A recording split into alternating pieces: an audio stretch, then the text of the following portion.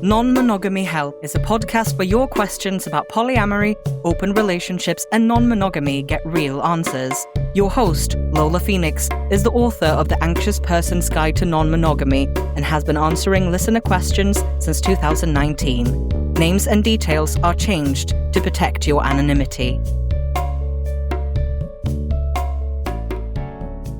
Welcome to episode 183 of the Non-Monogamy Help podcast. I'm Lola Phoenix. Please send your questions to ask@nonmonogamyhelp.com and they'll either be in the podcast or the column anonymously. If you want to read all the columns and listen to the podcast, you can get everything at nonmono.help or nonmonogamyhelp.com. You can sign up to the early emails that I send out on Wednesdays by going to nonmonogamyhelp.com/email. And you can follow the column on Twitter, on Instagram, actually. I'm not really on Twitter, whatever anymore, at Non-Monogamy Help, and on TikTok at Non-Mono-Help. If you join the podcast shout-out support tier, I will, with your permission, read your name at the end of the podcast.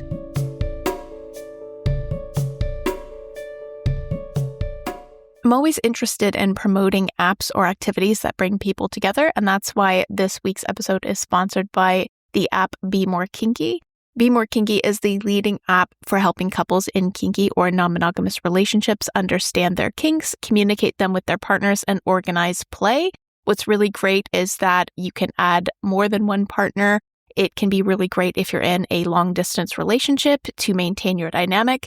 Every single feature in the app is designed around consent. Proposals must be accepted, tasks can be negotiated, and consent and communication is reinforced across every single feature. I'll also be doing a full review of the app on my Instagram account. If you would like to learn more about the app, you can go to bemorekinky.com.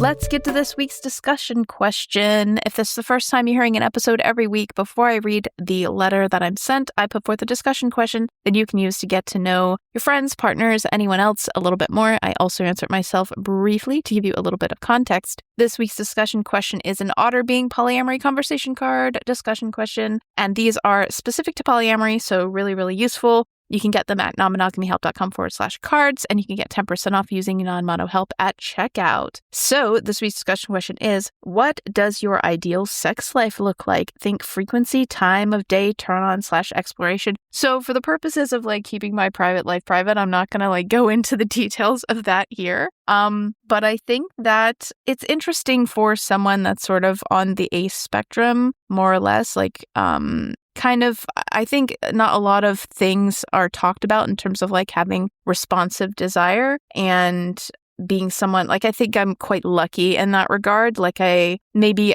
due to my hormonal issues with my disability, or any other type of situation. There are people who are like this who don't have the hormone issues I have. I'm just I don't really need to seek it out if I'm on my own and I'm more responsive. But I think I like to be flexible with partners, and I think it's more about having someone show reciprocal interest and having, feeling like there is a reciprocity there is more important to me than necessarily being it has to be this many times or in this sort of way and things like that. So I'm not going to go into details about my personal life, but that is kind of how I am. And if you are a person who, you have more responsive desire and you don't tend to be all that interested, just on your own, it tends to be in response to another person, just know that you're not alone. And that's okay. And I feel like that can sometimes feel quite alienating, especially with sex positive communities and people saying an enthusiastic yes or nothing else. And I think sometimes there are some of us who we're not, we're not giving an enthusiastic yes necessarily all the time. Or we have an enthusiastic yes to the idea, but we still take a little bit of time, or we have a yes to the idea, but it takes a bit of time for us to be as enthusiastic later on down the line. And that's okay if that's you. You're not alone. And hopefully, you feel free to ask me more questions about that if you'd like. But this week's question is, again, what does your ideal sex life look like? Think frequency, time of day, turn-ons/exploration. Let's get to this week's question. I'm a male, cis, 30 years old, bisexual. My partner is female, cis, 24 years old, straight. We practice non-monogamy since the beginning. It's not my first ethical non-monogamous relationship, but her first time. We've been together for 10 months, half of the time distance from each other physically. Other important information is that lately I've been dealing with family issues, a lot of stress and anxiety not related to the relationship. That triggered some heavy past traumas that I'm dealing with right now, and that hits directly in my anxious, preoccupied attachment style. We like to discuss on quite detailed stuff what we would like to experience with other people, and we share how we would feel about it. It's not meant to be permissions/prohibitions list. Usually this stuff comes out naturally and we discuss them at different times. We do that regularly. Examples are safe sex, threesomes, dating friends, dating exes, dating monogamous married people, sleepovers, etc. Sexting or sending nudes to other people was something we've never talked about, and she sending them to people on dating apps unexpectedly triggered something on my side. Not jealousy, but perhaps a bit of fear of being left out. I just want to understand how come that particular thing made me feel bad. I'm okay with her doing it from now on. I just want to know what triggered that feeling, and now I just fear that I developed a mechanism in which everything we do with other people has to be already discussed in detail. When she told me she was doing this, maybe this felt out of quote-unquote my control, which is something not nice to feel. Before we get to this week's answer, I want to quickly remind you of this episode's sponsor, BetterHelp. Quite often in a lot of my columns and podcasts, I encourage people to seek a polyamory-friendly therapist. For a lot of people, looking locally for a therapist who may be supportive of polyamory can be impossible or out of their budget. BetterHelp allows you to find therapists online that you can send messages to at any time of day, and they also offer some financial aid. You can get 10% off your first month by using the promo code non-monogamyhelp at checkout or going to betterhelp.com/non-monogamyhelp. Let's get to this week's answer.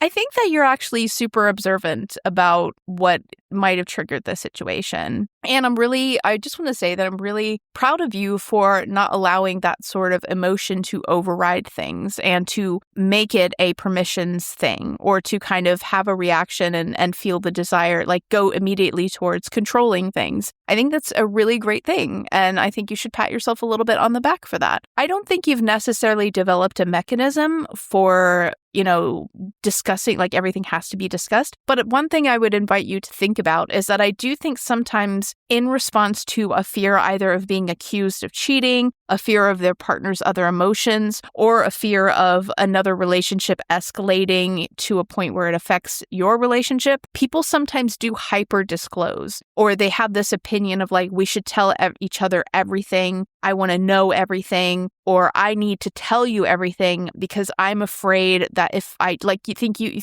can like inoculate yourself against jealousy or against, another relationship, like the feelings you might have if another relationship escalates by disclosing everything.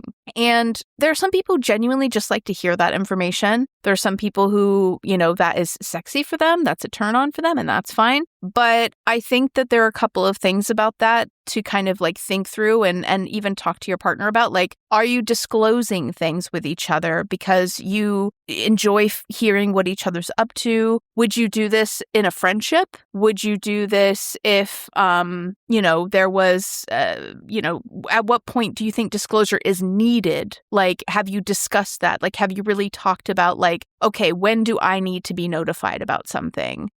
Because if you're kind of disclosing everything already, then maybe you haven't actually reached that point. And maybe because you're disclosing everything, you actually haven't really explored at what point that disclosure becomes absolutely necessary. And I think that that's worth thinking about. Explore with yourself about like, okay, do I feel like I have to say something? Have you tried, for example, like not talking about something intentionally and then seeing if it's a response to a discomfort, like you're afraid that you're keeping something from your partner, so you're just disclosing to kind of get rid of that feeling. And also, I think a big thing to consider is the privacy of the other people involved. I think that's often something that's kind of missed whenever either somebody makes a rule or somebody's just a natural kind of like, I want to disclose everything because I'm afraid. The privacy of the other person involved is often not taken into account. Like even if it's a positive, even if it's not to get out of fear or get out of, the emotional reaction that your partner may have or thinking that this will help, control something. even when you kind of think it's kind of sexy, like, and that's fine. But there is the other person's privacy to take into account, right? And I think that that's important to consider. So yeah, I think like overall, like I think you're super aware of what's going on, and I think that you did a great job. And like something happened, you had a feeling about it, and you were like, "Oh, that's a not fun feeling. I'm not happy to have that." And then you want to understand it instead of reacting in a way that's like, "Okay, now I'm going to make a rule that my partner has to tell me this stuff." Right? That's really brilliant, and I really want to applaud you for that. You're doing that in a great way. I think where it comes from, that's something you explore. Like, think about the things that I've put forward in terms of like, are you disclosing out of a fear of something happening? Is it something that you're doing to avoid like a discomfort feeling? Have you actually talked about what merits disclosure within your relationships? And are you actually thinking about the privacy of the other people involved? I think especially in monogamy, like there might be things like if you, for example, like you're with somebody for a long time, you split up and then you get with somebody new, you might confide in your new partner about like, oh, I didn't actually enjoy some sexual things with this person. Like you might disclose like quite personal things. And within the context of monogamy, this doesn't become an issue because, yeah, your new partner might know some things about what happened between you and your old partner. And I don't think that's necessarily bad. I think sometimes that can be the key to like avoiding abuse. Like I think one of the reasons why abusive people kind of seek to isolate their victims or the people that they're abusing is because they can talk to their friends about these things, and their friends can be that like person that goes, hey, wait, actually, this isn't great, because they're separated from the situation. So I don't think that that's necessarily always bad. I think people should talk about things,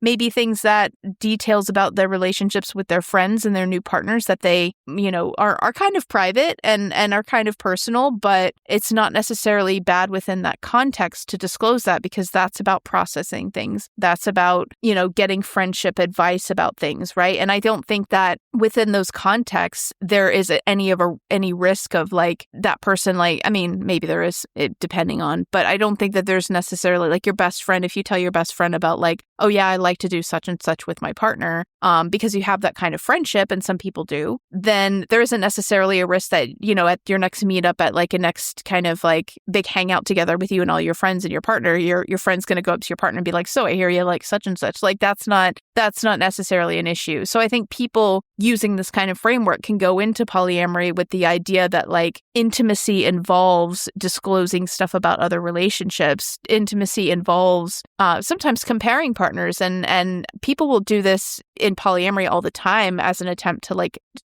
soothe other partners, say things like, oh, well, I care about you more than other people, which I don't think it sounds like you're doing.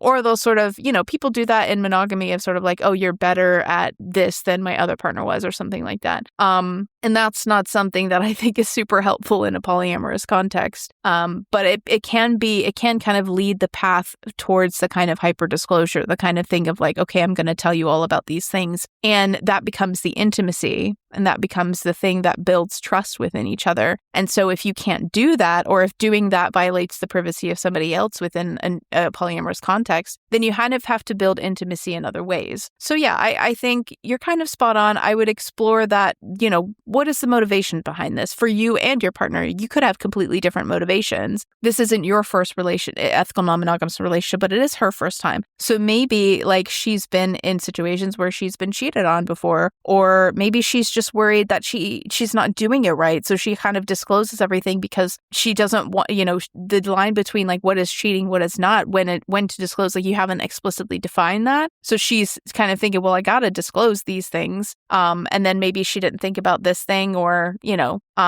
it could be that. Like, what is the reason for the disclosure? I don't know if she like was sexting other people and didn't tell you about it ahead of time. Like that may not be her motivation for disclosure. But think about like, what is your motivation for talking about like these sorts of stuff? Like being quite detailed. And it is about like what you would like to experience. But yeah, like think about like does that mean that you talk about other things? Like what does that mean within the context of your relationships? Because I think it's nice, and I don't think it's a problem But I do think like there's a difference between talking as well. Like another point I should make, there's a difference between talking about what you would like to experience and what you have experienced. I mean, you do kind of tend to bring that into what you would like to experience. Like I've done this before and I'd like to do it again. But does that lead to then talking about the things as they're happening? I think that might be a little bit worth exploring and talking about with each other. So yeah, I'm kind of repeating myself, but I think basically it's about talking. Like it might be that this pulled up something about like disclosure, and that's not something that you've actually explored with one another, because you kind of have assumed, because you talk about all the stuff that you would like to do, it's almost kind of assumed that that disclosure has already happened in a way, and that might be why you kind of went like, ooh, wait a minute, we weren't told about this. Because even if you're not intending for this to become a permissions prohibitions list, is it functioning as a disclosure thing? And then you sort of like, okay, you have that kind of thing of like, okay, my partner's interested in doing this with some other people. Maybe we can explore that. Like, I know that's an option, or maybe they're not interested in exploring that with me, or I'm not interested in it, so I don't mind if they explore it with somebody else. So yeah, I think it's more about that, like thinking about like where disclosure fits into your relationship and talking a little bit about that, and seeing when that does come up. And I think also too, it might be worth, one thing that I just thought about now is that this fear of being left out that you talk about, I think it might be worth talking, like when you're going about these discussions and going about disclosure, maybe to respond to that fear, and I think that's okay too, is if she is doing something like new with somebody else and you haven't talked about it before, maybe when she kind of says like, hey, I've done this, if you want to do that, I'd be cool with that too. Like, because it might be, you could get, I don't know how much you've discussed the actual like sexting and nude stuff. It might be that she didn't facilitate, like she didn't introduce that. It might be the other person did. And it might be that she, I don't know how much you talked about this, but it might be that she didn't even think that she would be interested in that until somebody else did it. That happens a lot. There are things that like you kind of even things that you're totally not interested in. And then you meet somebody that you're interested in, they're interested in that. And then you, because you're interested in them, start to become interested in that. And so it might be something that, she just never thought that she'd be that into, and or it's a kind of a responsive thing. Like she doesn't facilitate that herself. Like it's not something that she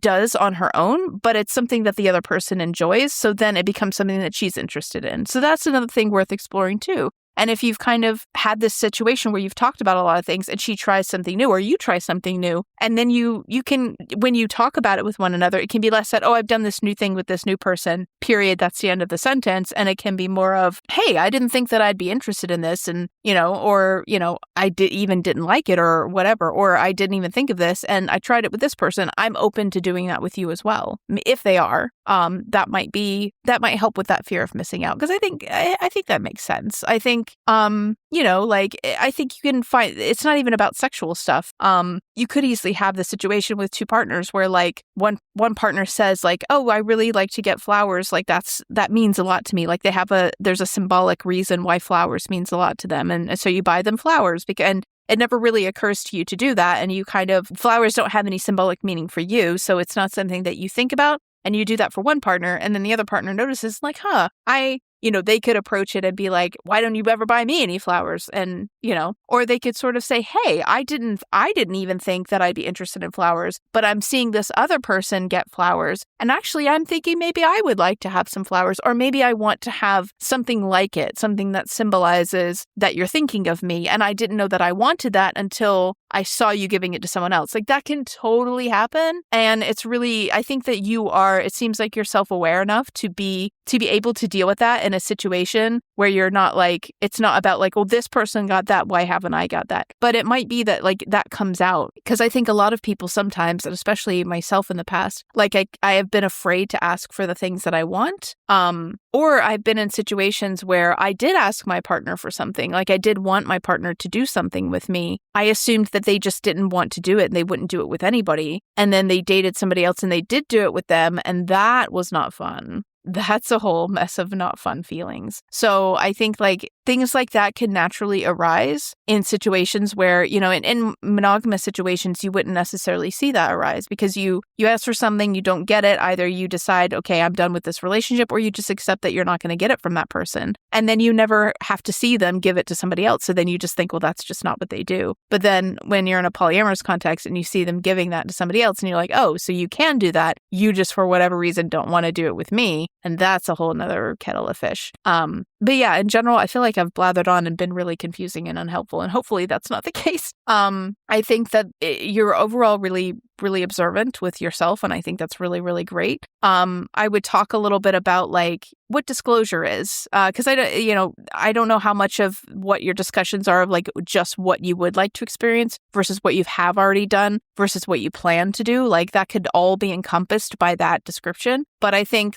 think about the motivations behind this type of stuff. And like, is there any fear on your side or her side of being accused of cheating or, a fear of the emotional reaction that might happen? Or like, are you doing it because it's genuinely fun on both sides? Or are you doing it like, is there kind of a fear motivation there for either of you? And it's okay if there is, but consider the privacy of the people involved, especially as it becomes less of like what you have done in the past and what you're doing with other people. And also, just think about like, you have that discussion about disclosure, and also think maybe you all can think both about when you talk about new things that you become interested in, making it known that, oh, I'm also interested in doing this with you. And that might soothe a little bit of that fear of being left out, because you don't have to be left out. And, if it becomes a thing of like, well, I wish I was the first person to do that with you, I mean, that's a little bit tricky. But I think that if you have at least that option of like, hey, I've done this with this person, I'm actually really interested in you. Like, I didn't think I'd like roller coasters, but I went on this roller coaster with such and such. So if you want to go on roller coasters now, turns out I'm okay with it. Like, that's a silly example, but it emphasizes the point. And yeah, overall, I think like you have a good handle on the situation and you have a good handle on your emotions. Once again, applauding you for not like sort of letting that emotion dictate like how you would go about, asking your partner for things or whatnot. Really good on you for that. But overall, like I think you're headed in the right direction. Just some things to think about. And I hope that helps, and good luck. Thank you for listening to episode 182 of the Non-Monogamy Help podcast. If you want to be awesome, you can sign up on the website to support me. Subscribe on the free tier by going to nonmonogamyhelp.com/subscribe, and you'll get the podcasts and the columns in your inbox every Friday. You can also be a podcast shout-out supporter. And if you are, then with your permission, I'll read your name at the end of the podcast, which is now. The supporters today are Ermi, Mike Kender, and Claire Nilo. If for whatever reason you can't support economically, because I understand, you can join the free tier. If you want to get things in your inbox on Wednesdays, you can sign up at nonmonogamyhelp.com/email. Take a screenshot of the podcast, share it to your stories, let people know that there is a podcast, and also tag me on social media. I'll be more than happy to say thanks. Rate and review the podcast on iTunes and Spotify. And just as a reminder, if you are new to Polyam and you are looking at getting started and you're kind of overwhelmed by all of the reading that people suggest you can do, I wouldn't say not to read, because obviously I write books. But if you're a little overwhelmed by all of that, I do have an audio-based self-paced course for people starting out to help with like the fundamentals, the physical aspects. It's as much like you can go do all of it at once in 2 weeks, or you can do all of it like time released. If you pay per month, it's time released things as well. And I also have office hours, so I'll answer questions like directly to anything that you have. You can also do it with a partner at the same time as well. So please feel free to sign up. You can go to polyamoryfasttrack.com and get more information about the course. And there's like, you can pay for it all at once, or you can do monthly if you want. There's options for both. So yeah, thank you for listening. You will get a new column next Friday and another podcast episode in a fortnight. Thanks. You've been listening to Non-Monogamy Help. The music was done by Chris Albury Jones at albury-jones.com. Thank you for listening.